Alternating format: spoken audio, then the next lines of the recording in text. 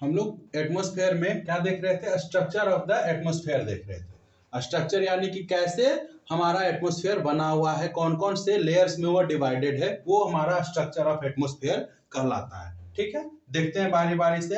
तो सबसे पहले जो सबसे निचला लेयर होता है उसको ट्रोपोस्फेयर कहते हैं। सबसे निचला लेयर जो होता है एटमॉस्फेयर का, जो पृथ्वी से है ना सटा हुआ होता है, पृथ्वी के इर्द गिर्द होता है, वह ट्रोपोस्फेयर कहलाता है। उससे ऊपर का जो लेयर है उसको स्ट्रेटोस्फेयर कहते हैं, है ना। उससे ऊपर यानी थर्ड लेयर जो है वह मीजोस्फेयर कहलाता है, मेसोस्फेयर कहलाता है। और उसके बाद का जो लेयर है थर्मोस्फेयर कहलाता है ना। और सबसे लास्ट लेयर जो है एक्सोस्फेयर, यानी कि जो लेयर यूनिवर्स के साथ यानी कि ब्रह्मांड के साथ मिला हुआ होता है वह एक्सोस्फेयर कहलाता है। ये 5 लेयर में डिवाइडेड है हमारा एटमॉस्फेयर। ठीक है, अब बारी बारी से जो है इसकी हाइट हम देख लेते हैं। तो एक्सोस्फेयर, ये जो अर्थ है, अर्थ से हमारा जो सबसे पहला लेयर है यानी कि ट्रोपोस्फेयर, उसकी जो लेंथ है वह 15 किलोमीटर तक होती है ना। एवरेज जो है उसका हाइट 15 किलोमीटर तक। उसके बाद स्ट्रेटोस्फेयर का हाइट जो है वह 50 किलोमीटर तक हम लोग मेजर करते हैं। मेसोस्फेयर का है लगभग 85 या 80 से 85 किलोमीटर तक हम मेजर करते हैं। और चौथा है थर्मोस्फेयर, जो 640 या 650 किलोमीटर तक हम मेजर करते हैं। और पांचवा यानी एक्सोस्फेयर जो है हमारा वह 1000 किलोमीटर एंड अबव, वह यूनिवर्स के साथ मिल जाता है। ये हमारा मेजर होता है। ठीक है, अब बात करते हैं सेपरेशन लाइंस की। तो ये हमारा जो है वह ट्रोपोस्फेयर का यह लाइन था। ट्रोपोस्फेयर के बाद आ जाता है स्ट्रेटोस्फेयर।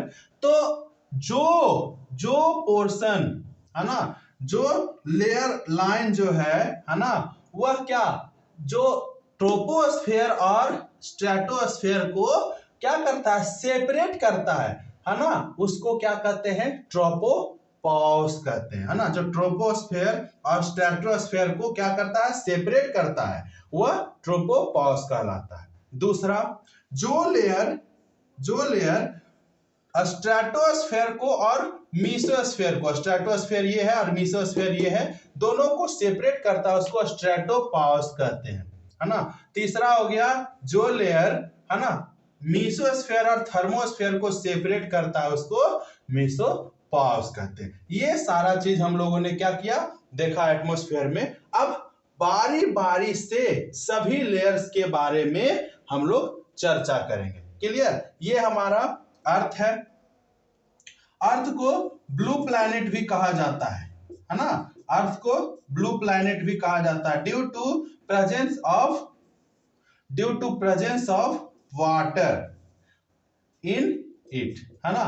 और यह क्यों, तो यह एटमॉस्फेयर के कारण ही संभव है ना। यह किस चीज के, एटमॉस्फेयर के कारण ही संभव है, क्योंकि जो यूनिवर्स से हम लोग देखते हैं तो यह हमारा जो अर्थ है वह ब्लू कलर का दिखाई देता है। क्यों? क्योंकि एटमॉस्फेयर के कारण और वाटर होने के कारण इसका कलर जो है ब्लू हो जाता है। क्लियर? नेक्स्ट आगे हम लोग इसको मिटाते हैं, उसके बाद आगे धीरे धीरे बढ़ते हैं। सबसे पहला है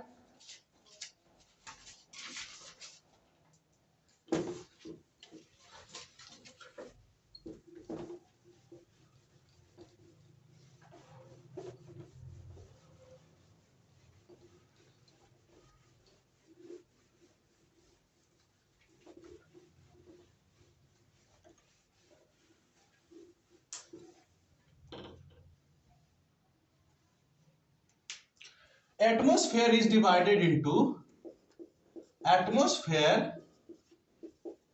is divided into many layers, है ना, many layers on the basis of density and temperature। इधर लिखते हैं on the basis of density and temperature. Density और टेम्परेचर के आधार पर बहुत यानी कि 5 भागों में डिवाइडेड होता है ना, 5 वर्गों में विभाजित होता है, ऐसे बनाए हुए हैं। Density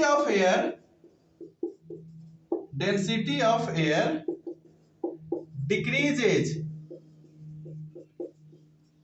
with increase in height from earth surface।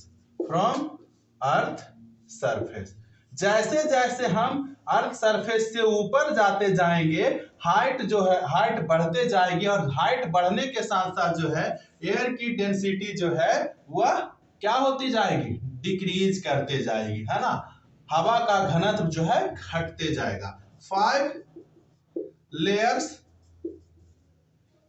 Layers of atmosphere का 5 लेयर कौन कौन से हैं?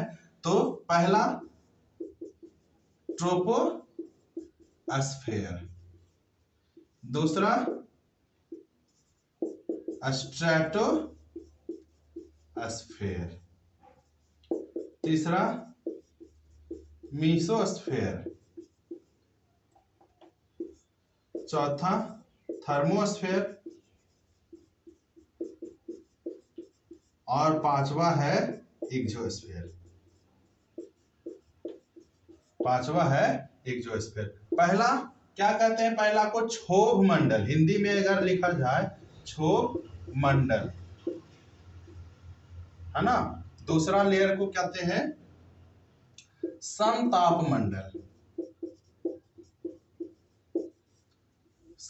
मंडल, मेसोस्फेयर मध्य मंडल, ताप मंडल, और ये बहिर्मंडल, है ना। ये 5 लेयर में डिवाइडेड है, ठीक है, ये 5 लेयर में डिवाइडेड है, ठीक। तो पहला लेयर को हम लोग आगे देखते हैं। पहला लेयर कौन सा है? ट्रोपोस्फेयर है। पहला लेयर ट्रोपोस्फेयर लिखते हैं। Troposphere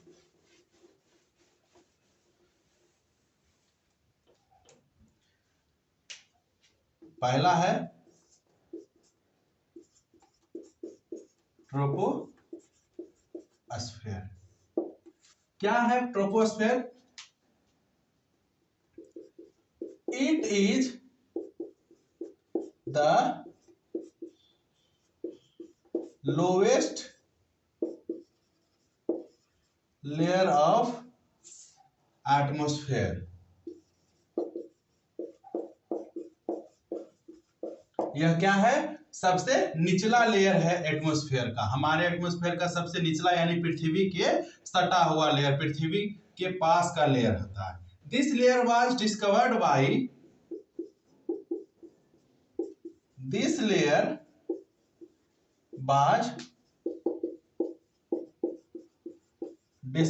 bye Teisserenc de bot.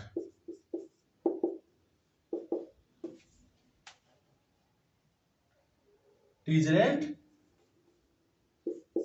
D Bort, है ना। The average height of this layer,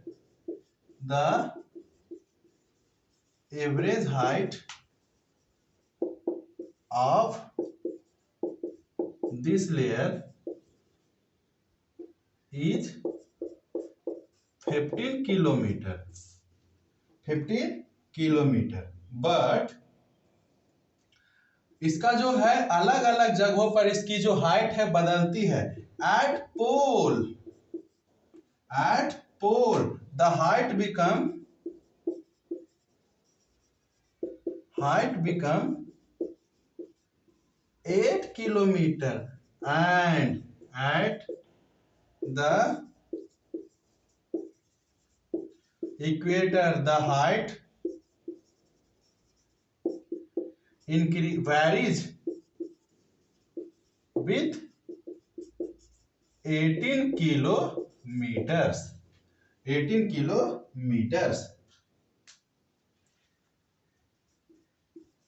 it is very important. It is very important for weatheral changes. For weather change या वेदर चेंज में सबसे ज्यादा important है। क्यों? बिकॉज ऑल वेदरल है ना phenomenon, all weatheral phenomenon, all weatheral phenomenon occurs in this layer, जैसे कौन कौन सा? क्लाउड फॉर्मेशन, क्लाउड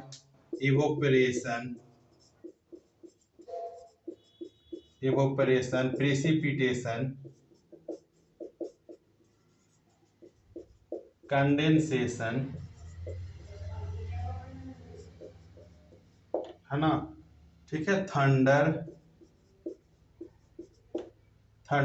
उसके बाद स्टॉर्म, साइक्लोन,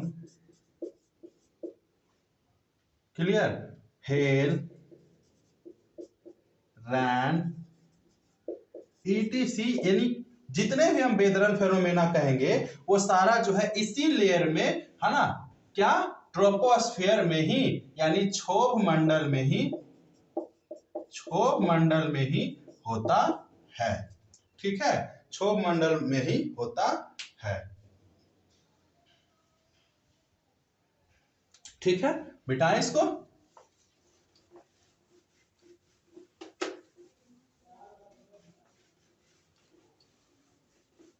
क्षोभ मंडल में ही होता है।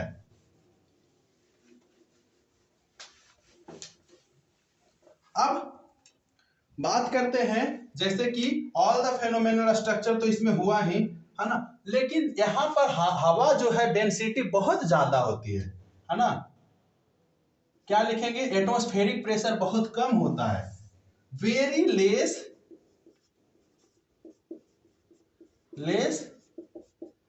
Atmospheric pressure, very less atmospheric pressure when we go जैसे जैसे हम ट्रोपोस्फेयर में ऊपर जाते हैं, प्रत्येक 165 मीटर ऊपर जाने पर 1 डिग्री सेंटीग्रेड जो टेम्परेचर है वह कम होता है। इसी टेम्परेचर को नॉर्मल लैप्स रेट कहा जाता है। इसी कंडीशन को नॉर्मल लैप्स रेट कहा जाता है। क्या लिखेंगे? When we go higher in this layer,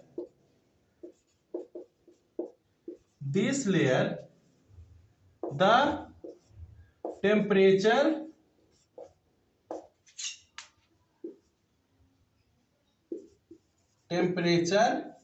decreases as, क्या है? 1 degree centigrade temperature decrease as we go to the height of 165 meter, to the height of 165 meter in troposphere. This phenomenon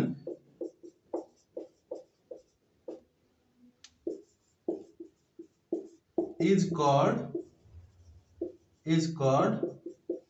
normal lapse rate. Normal lapse rate, इसको क्या कहते हैं? Normal lapse rate कहा जाता है। Normal lapse rate कहा जाता है। The layer which the layer which separate troposphere, which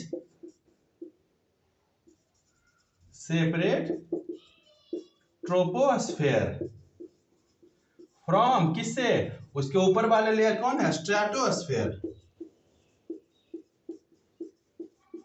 is called tropopause, tropopause, ठीक है, इसको क्या कहते हैं, ट्रोपोपॉज कहते हैं। दिस लेयर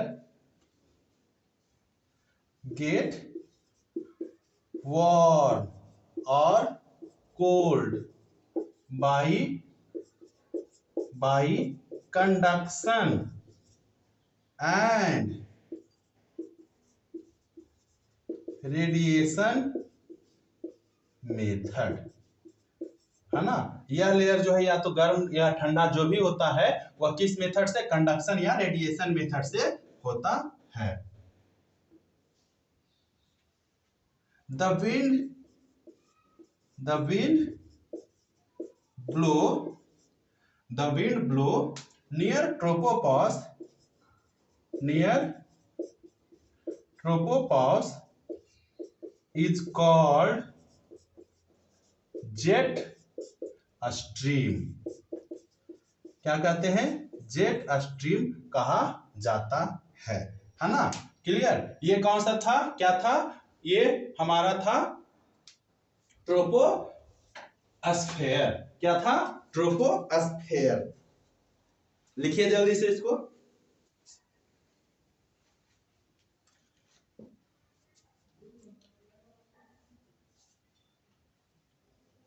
मिटा दे।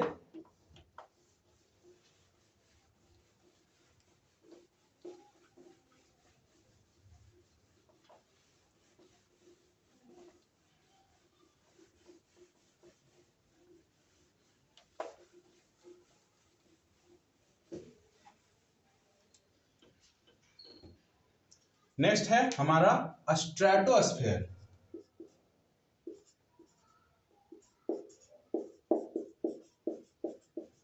Stratosphere, the layer above the troposphere,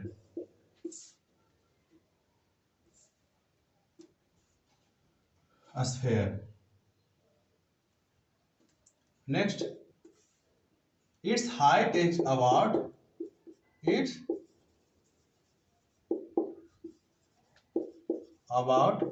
50 kilometer. Ozone layer found in this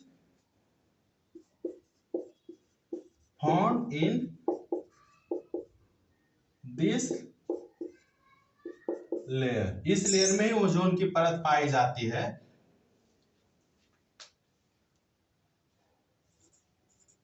due to ozone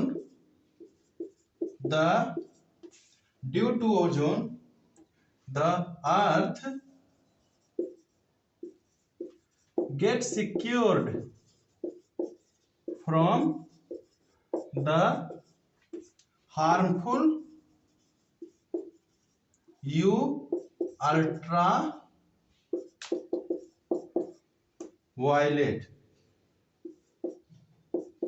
raise, है ना, यूवी रेज के द्वारा, जो यूवी रेज बहुत खतरनाक है, जो कि हमारे स्किन पर पड़कर स्किन डिजीजेज क्रिएट करता है, जिससे कि हमारा ओजोन लेयर है हमारे एटमॉस्फेयर में, वह इससे रक्षा करती है। There is no weathering phenomenon, there is no weathering phenomenon occurs in this region, so this region is, this layer is very काम, है ना, यह बहुत शांत रीजन होता है।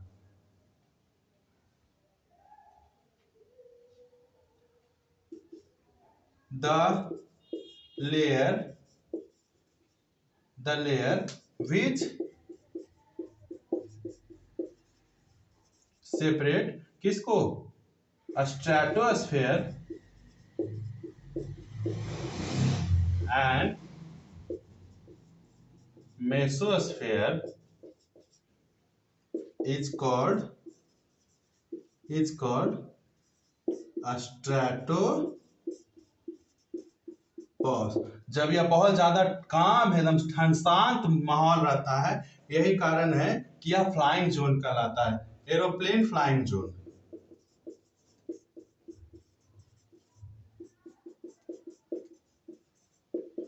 एरोप्लेन फ्लाइंग जोन, ठीक है। ये हमारा क्या था, स्ट्रेटोस्फेयर था, ठीक है, स्ट्रेटोस्फेयर।